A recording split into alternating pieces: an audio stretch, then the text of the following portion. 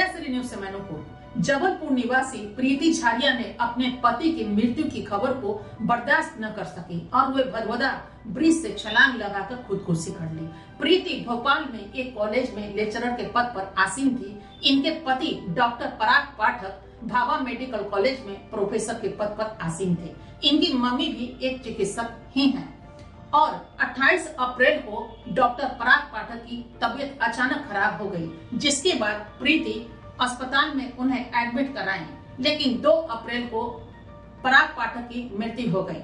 डॉक्टरों का कहना था कि पराग पाठक की मृत्यु ब्रेन हेमरेज के कारण हुई है और जैसे ही प्रीति को यह खबर पड़ी कि अब उनके पति इस दुनिया में नहीं, वो डॉक्टर से यह कहती हुई बाहर निकल गई कि हमारा दुनिया ही लूट गया। जब मेरे पति ही इस दुनिया में नहीं तो फिर मैं जीकर क्या करूं। और वो अपने गाड़ी से, और उन्होंने डॉक्टर को यह भी बताया कि वह भदभदा ब्रिज से छलांग लगाने वाली हैं और वो बाहर निकलती हुई अपने गाड़ी से आगे बढ़ गई। लेकिन प्रीति के परिवार वाले और उनके भाई जैसे ही डॉक्टर के पास पहुंचते हैं, डॉक्टर ने यह संदेश जो प्रीति ने उन्हें कहा था, ये जैसे ही अपने भाई को बताते हैं कि प्रीति ऐसा बोल कर गई हैं, इनके भाई उसके पीछे जाते हैं, लेकिन थोड़ी देर हो जाती है। प्रीति तब तक छलांग लगा चुकी रहती है।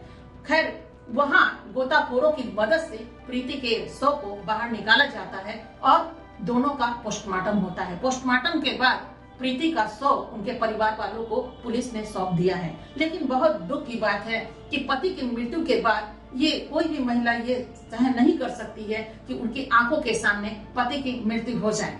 हालांकि इन दोनों के कोई बच्चे नहीं थे, मगर इनकी माँ पराग पाठक की माँ अभी जीवित थी और एक बूढ़ी माँ जिनके साए यानी कि जिनका गोद सुना हो गया और उनके बेटे अब इस दुनिया में नहीं, लेकिन बहू को ये सोचना चाहिए कि जिसने अपने बेटे को ही दे दिया वो अपने बहू को, तो अगर बेटा इस दुनिया में नहीं है, माना उनके पति इस दुनिया में नहीं, लेकिन थोड़ी समझदारी से उनको काम लेना चाहिए। जो लोग चले गए वो तो चले गए, लेकिन जो इस दुनिया में जीवित है उनको क्यों अधमरा करके छोड़ा जाए। यानी कि उनकी सास, कहते हैं कि महिलाओं की 2 माँ होती है, पुरुषों की भी 2 माँ होती है। एक माँ वो जो जन्म देती है और एक माँ वो जो जीवन संगनी की माँ या पिता होते हैं, तो वो भी एक परिवार होते हैं। तो ये कैसी जल्दीबाजी में किया गया निर्णय जो प्रीति झारिया ने किया, ये कैसा निर्णय था कि एक तरफ वो भाव विहल हो गई, अपनी पति की जुदाई को बर्दाश्त न कर सकी और वो खुदकुशी कर बैठी। और इनकी माँ जो अभी एक बेटे और बहू के सदमा से कैसे जूझ पाएंगी, कैसे जी पाएंगी इतनी बड़ी जिंदगी उस बुढ़ापा में। इनकी माँ एक बेटे को खोया वो खोया, एक बहू को भी खो दी। तो जल्दीबाजी में किया गया कोई भी कदम शायद उचित नहीं। अगर प्रीति झारिया ये सोचती कि मेरे पति चले गए, लेकिन मेरे पति की माँ तो अभी जीवित है, उनको कौन संभालेगा, उनको संभालने के लिए अब इस दुनिया में कौन है। उन्होंने तो बस इतना सा कह दिया कि मेरे पति अब नहीं तो हम जीकर क्या करेंगे, मेरी दुनिया ही बिलट गई, वीरान हो गई। लेकिन वीरान कहाँ थी, अभी वो पति की माँ जिन्होंने आपके पति को जन्म दिया वो तो अभी इस दुनिया में जिंदा है। उनके लिए तो आपको जीना चाहिए और हर किसी को ये सोचना चाहिए कि नहीं, जीवन दोबारा नहीं मिलती है और उन जो पति गुजर गए हैं उनके नाम पे कुछ कीजिए, उनके परिवार के लिए कुछ कीजिए। चूंकि आप एक परिवार के सदस्य हैं, कहते हैं उनके लिए क्या जिया जाए, अगर जो मर गए तो मरना, कोई ये नहीं है कि उनके लिए मर करके हम बहुत बड़ा काम कर रहे हैं। पहले भी सती प्रथा हुआ करती थी, लोगों को जबरदस्ती सती कर दिया जाता था जब पति मरते थे। आज महिलाएं मानते हैं कि वो भाव विहल हो जाती हैं और सही में एक दुनिया उजड़ जाती है महिलाओं की अगर पति मर जाए तो।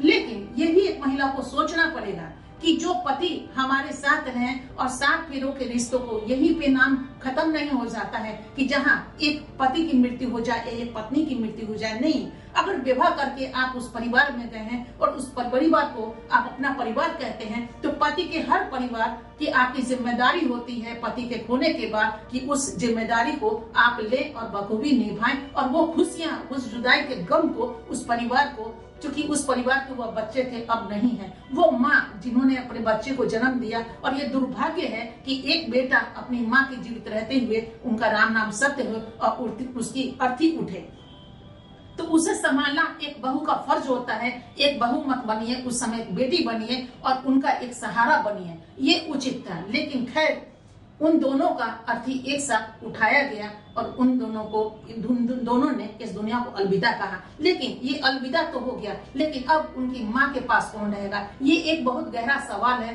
और सवाल हर महिलाओं के लिए है, हर पुरुषों के लिए हो, कि जल्दीबाजी में किया गया कोई भी कदम नहीं उठाइए। अगर कदम ही उठाना है तो थोड़ा तनिक सोचिए उनके लिए, अपने परिवार के लिए, कि नहीं, आपकी जिंदगी यहीं तक सीमित नहीं है, बहुत दूर तक है। इस समाज की भी बहुत सारी जिम्मेदारी है, जहां एक मरने वाले को आप बचा सकते हैं, उनको अपनी योग्यता से। चूंकि आप एक लेक्चरर थी, प्रीति झारिया एक कॉलेज में लेक्चरर थी, वो बहुत कुछ बच्चों को दे सकती थी, आने वाले कल के लिए एक सुनहरा पल दे सकती थी, इंद्रधनुषी सावन दे सकती थी, और अपनी सास को भी एक बेटी बन करके उनको उस जुदाई को भूलने के लिए वो वक्त दे सकती थी, भुला सकती थी, कि ताकि अपने बेटे के जुदाई में वो गमगीन ना हो। वो शायद चला गया, और ये दोनों पति पत्नी का एक साथ अर्थी उठा और वो चला गया। अब इनकी माँ कैसे सदमा बर्दाश्त कर पाएंगी, ये तो कहना मुश्किल है। लेकिन हम सभी से यही कहना चाहेंगे कि नहीं, तनिक सोचिए, ठहरिए, और यूं ही भाव विहल होकर के अपनी जिंदगी को खत्म मत कर दीजिए। मानते हैं पति बहुत प्यारे होते हैं, पत्नी भी बहुत प्यारे होती है, अटूट संबंध है,